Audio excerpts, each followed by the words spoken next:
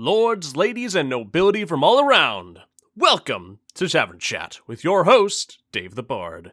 Grab a drink, have a seat, and let's have a chat. I hope you all are having a wonderful week.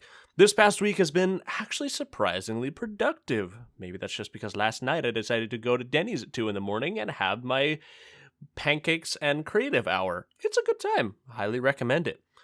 But I recently was able to work on a video and actually get it published on a schedule. I know, blows my mind.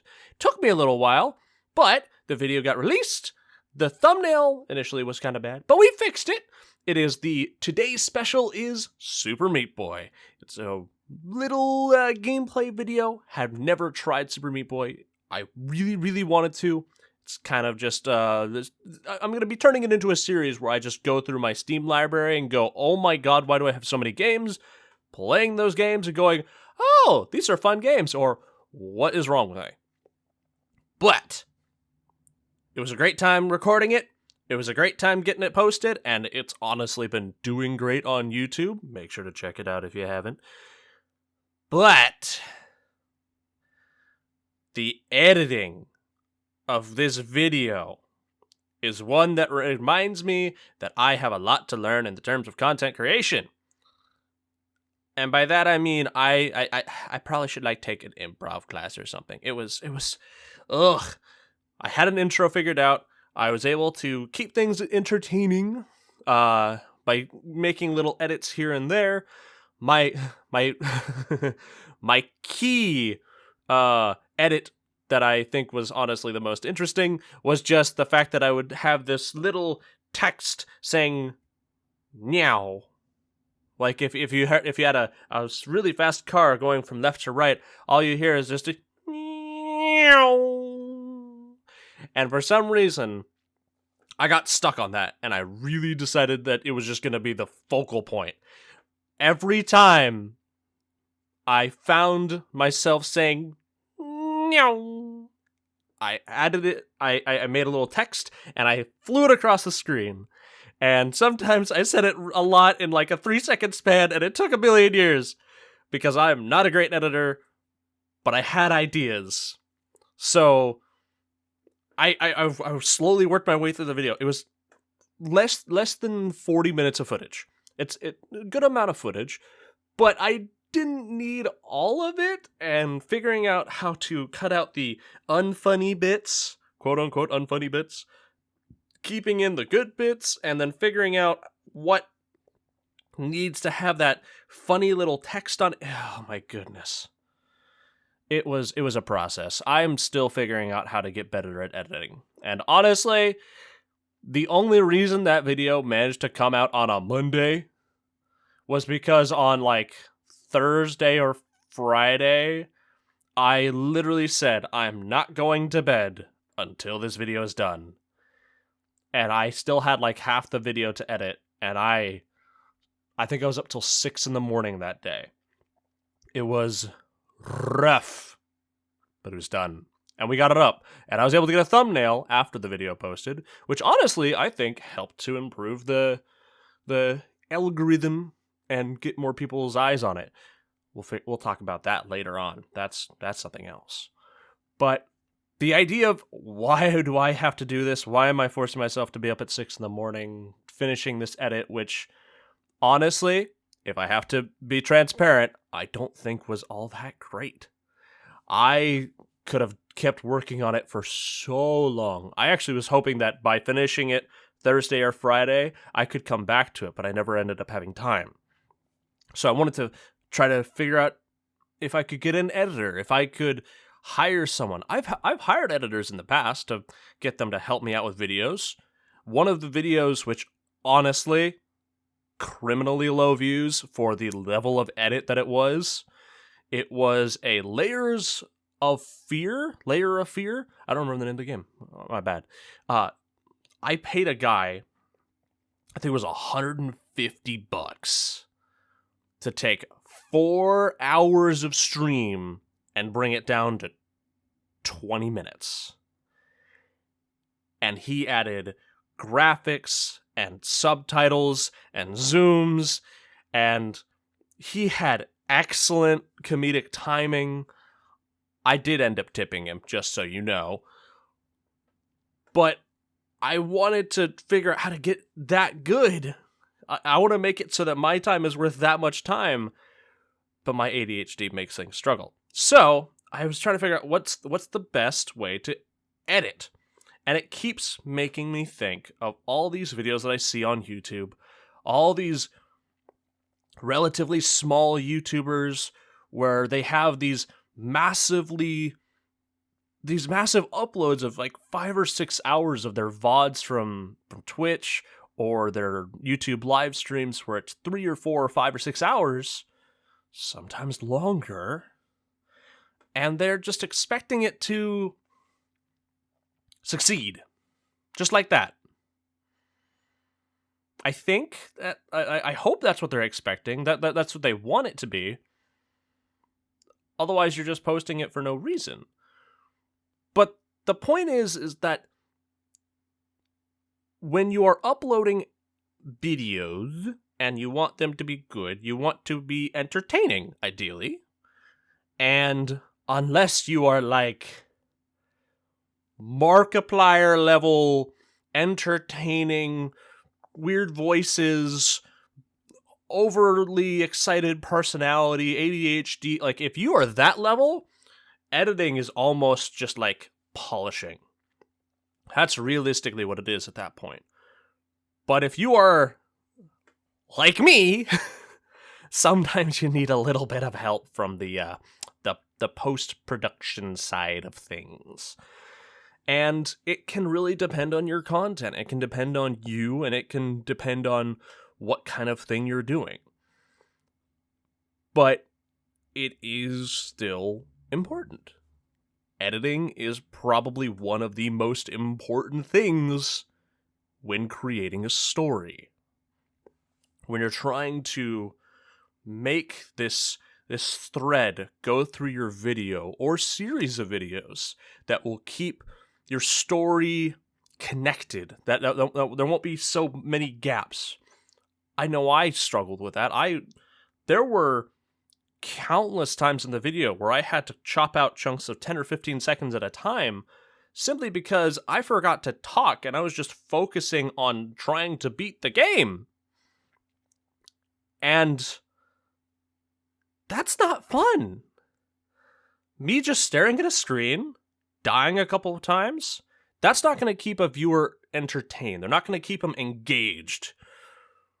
They're not going to hold on to you. And sometimes just cutting it down, cutting it together, that does do it. That will improve things fairly significantly, especially if you have a 45-minute video, which is what I had recorded. But you gotta add something to it. There's more than just splitting clips together and adding them together. Compilations are nice. But the guys that post the 15 or 20 second compilation of them getting a headshot and then cutting to another clip and them getting another headshot and then cutting to another thing where they do a slide. Maybe it's just not my kind of content, but a lot of the COD content I've been seeing on YouTube has been disappointing. It seems so underdeveloped in a way. And there is a way to keep it entertaining when you have that very basic gameplay. Because there's a lot of guys that do that. There's a lot of people that are trying to play COD and grow, and there is a way to do it. And it is editing, and with editing, you can add your own personal signature of sorts. The difference between you and your 15-minute video versus another person and their 15-minute video, if it's the same game and you guys have similar personalities, is the style of editing. Whether that's adding music or graphics or VFX, there's so many different ways to spice up your content. And I've been trying to figure out how to describe it properly, the different levels of editing. So honestly, I went to Fiverr and I was trying to figure out, well, what do these people provide? You have your different budget levels. There's the $10 for a 10-minute video, which is criminally underpriced. You have your $100, $150 for a 15-minute video, which is getting better, and those tend to have a little bit more than just the basic, where it's just like cutting videos to just smashing videos together. This 100 to 150, you actually start seeing a little bit of character. The hand of the editor, the personality of the editor starts to come through with it. It's not just smashing things together and like putting a sticker on top of it. Every editor has their own personality that they add to their edit. They have their own signature. And it's a mix of figuring out how to get their touch on it and their creative style to mix with your style, which is why not every editor works with every single content creator. Sure, a lot of them can do fairly well, but when you can get an editor and a creator and their creative mindsets, their creative styles mesh, it's lightning in a bottle. Then you have the guys on Fiverr that are going for $200, $300, $500. That's where you start getting a little up there with I'm not going to say that the skill level between the standard and the premium guys it's all that different, but there is definitely a stronger sense of storytelling and a lot more skill with their editing software. It takes a long time to get used to something like Premiere or After Effects or DaVinci Resolve or one of many different softwares that are out there that'll help you create these unique moments in your content. I added one more tier because I wanted to show that when it comes to content, there are so many different ways to edit, and I didn't really know where to put this one. Basic is snipping things together, cutting it together. Premium, you're getting VFX and keyframing and subtitling and all these magical things. Usually you'd see those for like corporate footage and corporate videos that are like a minute long or something like that. The top tier editors, someone that I have, there's several editors that I look up to, not just content creators, not just people I see for their kind of content and their personality. I have those. We'll talk about those in the future. But one of my favorite editors, who happens to be one of my favorite content creators right now, is a guy known as the Russian Badger. And his editing style is unique, to say just to say the least. His gameplay videos are a mix of gameplay, of subtitling, of personality, of the most unique thing about what he does is the conversations that he has with his friends, the ones that are honest, like you've probably heard them through TikToks or YouTube shorts because people just keep reposting the same clip over and over again. You will see that he uses Source Filmmaker, one of the free softwares on Steam, and takes 3D models and puts them in different positions and essentially acts out. Think of it as like a stop motion comic of sorts. It's super, like, I love seeing what he's able to do with it. I highly recommend watching some of his videos. It can be intensely creative, and how he is able to take these conversations, things you would hear through Discord, and now they're full-blown, think theater chaos and people just moving around and doing weird things. Dude has managed to take these models, and he actually has a motion capture suit as well, after having been successful taking these models and doing their funny little things. He has a motion capture suit, and he's had a guy cracking open soda cans. If you just had that over Discord, sure, that's interesting, and it's weird to hear a guy cracking soda cans over and over again, but by adding a model to crack it open and make it so much more intense, his signature is there. I don't think I know anyone else that does it like that. It's so unique. It's so amazing. The only problem is that his editor is very hard to get a hold of. He's very busy. Because it's himself. He doesn't trust anyone to do it. He just does it on his own. And honestly, not having an editor, learning to do the editing all yourself, being able to get that creative mindset connection, it becomes a lot easier when you are the one behind it. But it can be very intimidating because there's so much you have to learn. And I don't want to scare anyone off of thinking about doing editing for themselves. It doesn't need to be crazy. It really doesn't. Sometimes you just need the basic taking video A and video B and putting it next to each other. Sometimes it is just that. But you have to be able to tell a story with that. And that can take a little time to figure out. I know I'm not an expert. I'm barely an expert. I tried to edit my own video, and it took me 2 weeks. For a half hour. I'm sure if I could find a Fiverr editor, I could hand them the footage and say, go crazy. They'd be done in 2 days. 3 days. The main point is that with different genres of content, whether you're doing gameplay or educational, what have you, they'll use different levels of editing. With gameplay, you can tend to lean more towards the standard or basic tier of Fiverr, where it's just a little bit of graphics, some subtitling. Honestly, subtitling is a great idea if you have the time or if you can figure it out.